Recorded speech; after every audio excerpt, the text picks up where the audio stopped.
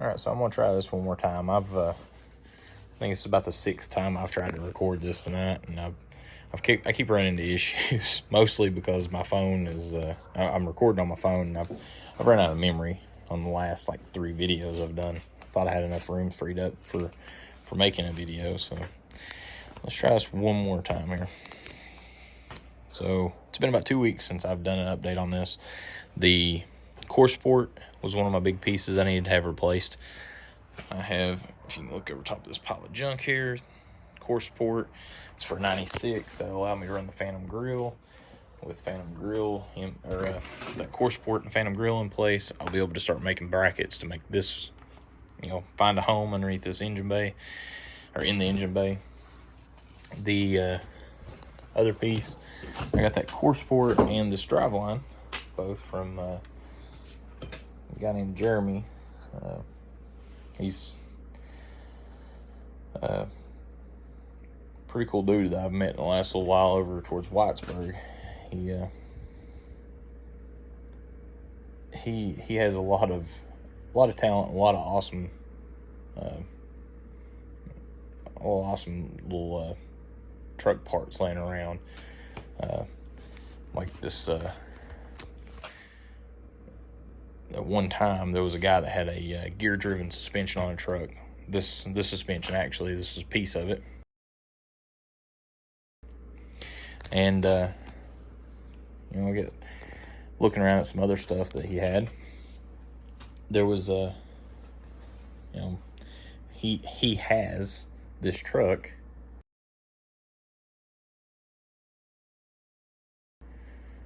and on top of that, he's just there's a lot of knowledge there.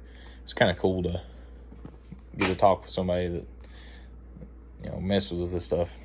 There's not a lot of that in this section of Eastern Kentucky I live in. There's not a lot of people that mess with bag trucks anymore. Whitesburg, where that general area where he's at, that's kind of like the heart of mini trucking for the Eastern Kentucky region. It's kind of nice going over that way, actually, to pick these parts up. I've not made many trips over there since it was a truck show called Heritage we used to go to, and it was nice to be back in that area. There was a truck show called Cruising with Cruisers recently over there, and it was pretty cool. Saw some really nice builds, a lot of awesome people again. But anyway, I'll get back to the subject I was on. So, got the driveline, it's in place. Getting ready to start looking at getting my fuel pump installed back into my fuel cell so that I can put the fuel cell back into its holder, this air tank section of the frame here. And after that's done, I get looking at my frame a little bit. Jeremy got me thinking a little bit when I was talking to him. We were both talking about the kind of like the early 2000s style, the bent DOM tubing, things of that nature. Kind of got me. I was already rethinking some of this with the cross member, about just mainly just lowering it down, because I'm up a little bit in the front right now, like 1 inch, but with that, it should be pretty close back here.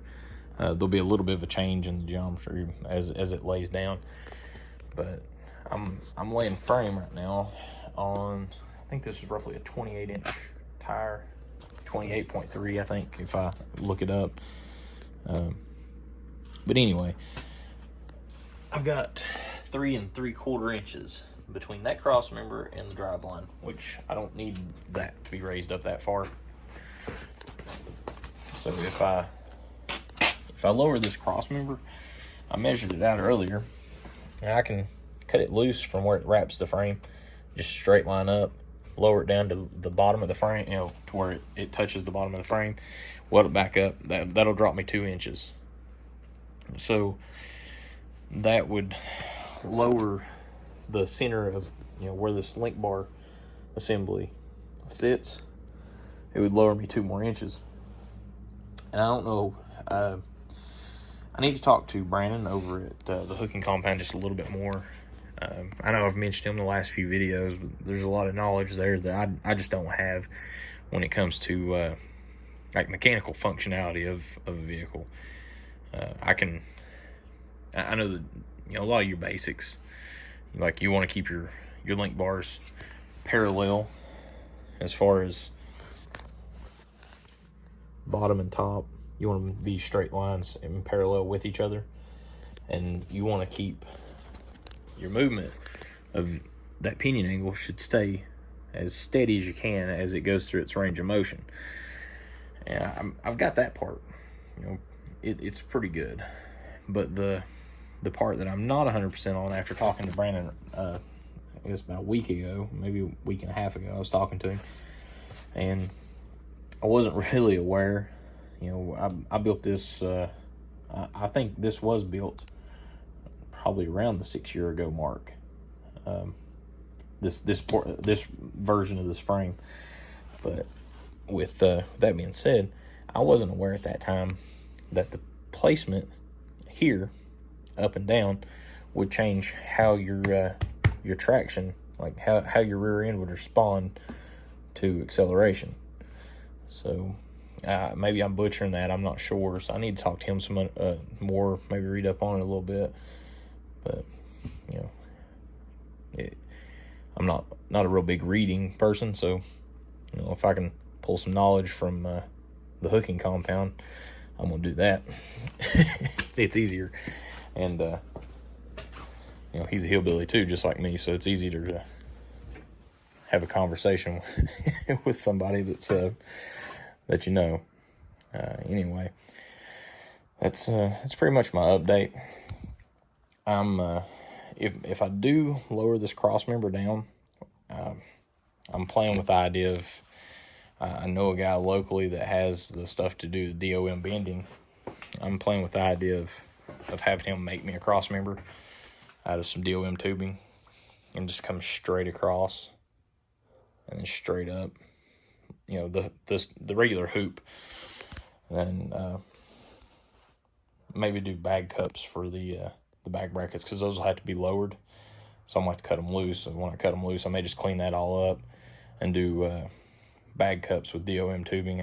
I'm still just trying to play around with some ideas in my head. I don't want to get too crazy with things. I'm really bad at staying on track when it comes to working on this. This kind of it kind of falls into more therapeutic working on it than it is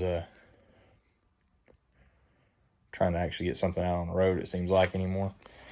I just enjoy working on it. So I'm going to try. Another friend of mine, we'd been talking about it. Me and him both have been working on our trucks for years. That was the discussion we had, was we need to really get them on the road. Getting a little older, there's not as many summer show seasons coming up now as what we had when we were 20, 22, working on these things. But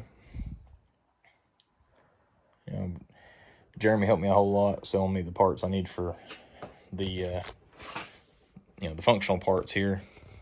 Brandon's been a lot of help to me, just in kind of guidance, talking to me about the link systems. He's geared more towards racing, but I feel like the hot rods,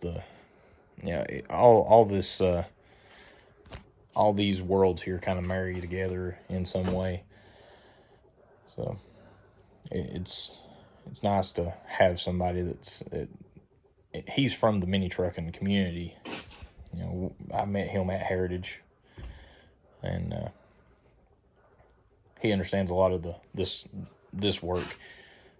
Actually, his frame on his truck that he races is he's got a subframe that he's built out of box tubing.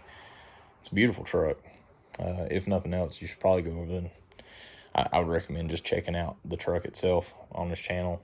It's I was fortunate enough to I got to see him make a test run with it. It was his first run of the night. I didn't have a lot of time. I went over to help him with a wiring issue, and well, if he lets me, I'll post that pull that I recorded. It's not, I didn't get a real good video of it, but I'll post it at the end of this too.